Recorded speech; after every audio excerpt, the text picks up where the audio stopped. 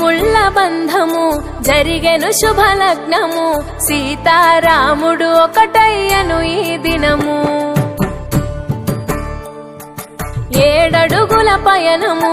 ఒకరికొకరు సొంతము కలిసి మెలిసి సాగను ఈ జీవితము